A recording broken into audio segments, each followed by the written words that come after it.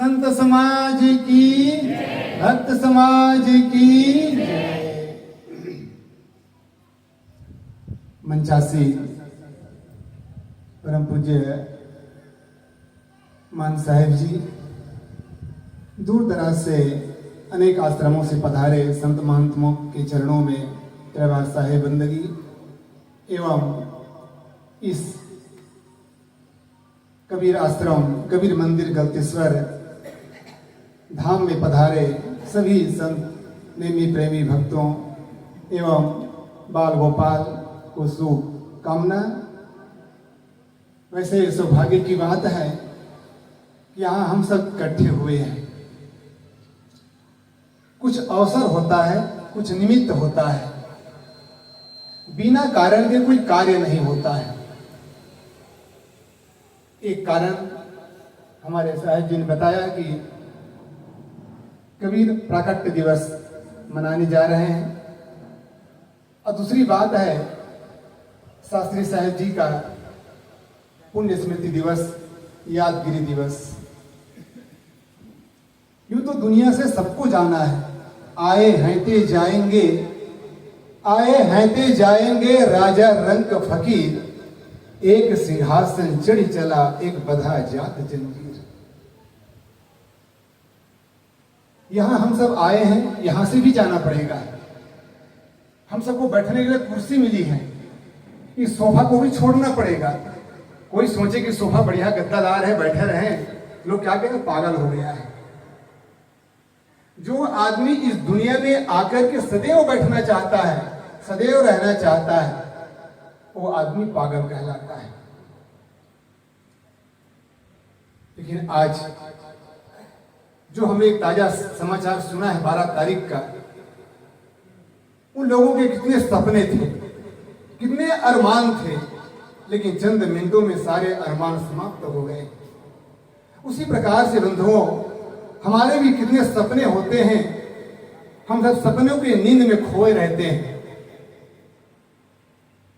किसी का घर बनाना, किसी का घर सजाना, किसी का और कुछ करना, ये सारी सपने हमारे अधूरे रह जाते हैं। इसलिए सदगुरु कबीर ने कहा है, आगर सोच निवार के पीछे करिए गुहार, और भूत भविष्य देव नसाई, वर्तमान में बरतो भाई। भूत को भी छोड़ दीजिए, हमारे जीवन में क्या बीता है, भविष्य में क्या होने वाला है, उसको भी छोड़ दीजिए।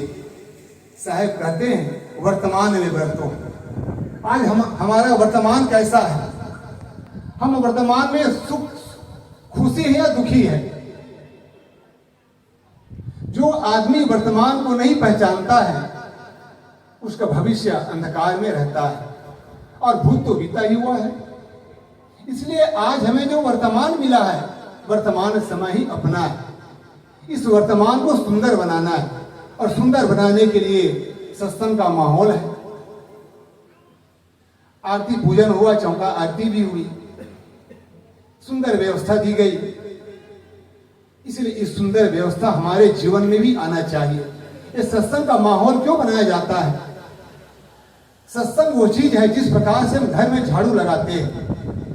घर में झाड़ू न लगाएं तो घर कैसा हो जाएगा, घर रहने लायक नहीं होगा। जिस पात्र में, जिस बर्तन में हम भोजन करते हैं, उस बर्तन को भी रोज मांजना पड़ता है। जिस कपड़े को हम पहनते हैं उसको भी रोज धोना पड़ता है। ये कहने वाला कितना सुंदर कहता है, 3 बार भोजन भजन एक बार, उसमें भी लाके आते हैं विघ्न हजार। 3 बार भोजन करते, 3 बार नहीं 4 बार भी भोजन कर लेते हैं लोग। भजन कितने बार करते हैं? साहब समय नहीं, टाइम नहीं। मानव जीवन किस लिए मिला हुआ है? इसलिए तो मिला हुआ है। आज हमारे शास्त्री साहब ने यहाँ बीजारोपण किया। आज उसका जो ये हरियाली, ये बाग खिला हुआ है, प्रसन्नमय दिख रहा है। किसके कारण से? आप सब इसमें पानी डाल रहे हैं, खाद डाल रहे हैं। साहब ने तो बीज डाल दिया है, बीज डाल करके चले गए, लेकिन उस बीज को, उस पौधे को पानी देना, खाद देना हमारा काम है। इसलिए जीवन में भजन जरूरी है। नेकी करम कमा जा रे दुनिया से जाने वालों। दुनिया में हम आए तो नेकी करम करें। ये सारा संसार का व्यवहार तो हम सब कर रहे हैं, दुनियादारी कर रहे हैं। एक पशु पक्षी भी कर रहा है, पेड़ भर रहा है, घर बना रहा है। अभी बरसात का समय आया है, हर पेड़ों में देखिए पक्षी के घोंसले बन जाते हैं, वो भी सुंदर से सुंदर घर बना लेते हैं, बच्चे पैदा भी कर लेते हैं, अपना पेड़ भी भर लेते हैं। हम भी वही काम कर रहे हैं। हमारे और पशु पक्षियों में अंतर क्या रह गया?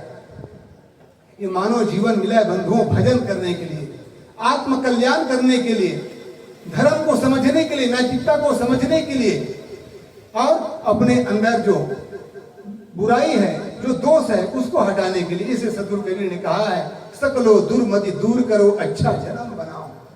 जीवन को अच्छा बनाना है, और अच्छा बनाने के लिए सुंदर कपड़ा पहनना है, एयर कंडीशन घर बनाना है, तो जीवन अच्छा बन गया। जीवन को अच्छा बनाना है तो अपने बुराइयों को निकालो, अपने दोष को निकालो, अपने वहम को निकालो।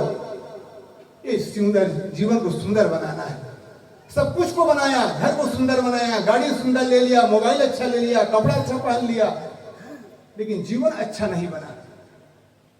जीवन में भी दुख है, जीवन में बुराइयां हैं, जीवन में दोष है, जीवन में अभी भी मावा खा रहे हैं, अभी गुटखा रगड़ रहे हैं। कहां भजन हो रहा है?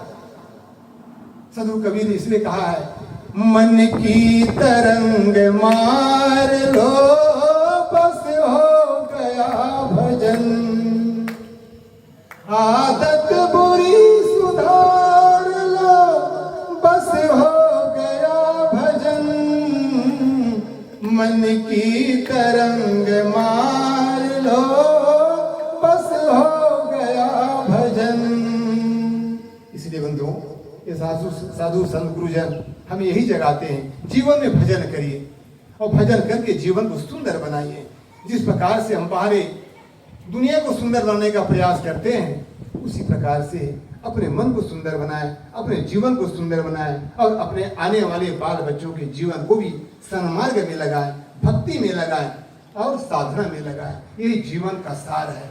इसलिए सदगुरु संतों के जो आदेश निर्देश उपदेश है, शास्त्री साहब जी ने भी यही संदेश हम सबको दे करके गया है।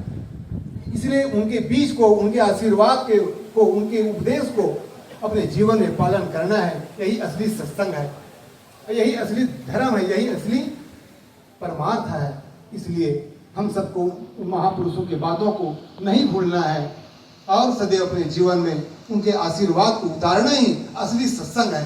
सत्संग में आए, हलवा पूड़ी खा लिए, खीर पूड़ी खा लिए, लड्डू खा लिए और चले गए, मजा आ गया। क्या मजा आया?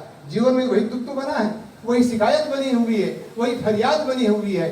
इसलिए सारे फरियाद को मिटाने का एक ही रास्ता है, वह है सत्संग है, वह है ग्रंथ है और वह विचार है। इसलिए करो ही विचार जो सब दुख जाए, ये सदगुरु कबीर साहब का महासूत्र है, करो ही विचार जो सब दुख जाए। हम विचार नहीं करते हैं और विचार करके अपने जीवन को बदलते नहीं। इसलिए जीवन को बदलें, विचारों को बदलें और अपने गलत स्वभाव को बदलेंगे तो सचमुच में हम सत्संग कर रहे हैं और जीवन को सुधार रहे हैं। ये संतों का उपदेश है। सदगुरु कबीर ने भी यही हमें आदेश दिया है, निर्देश दिया है, उनके विचारों पर चले और जीवन को सुंदर बनाए। ज्यादा न कहते हुए यहीं पर अपनी वाणी को विराम देता हूँ। बोलिए सदगुरु कबीर साहेब की, सदगुरु कबीर साहेब की, परम पूज्य महान साहेब की साहेब।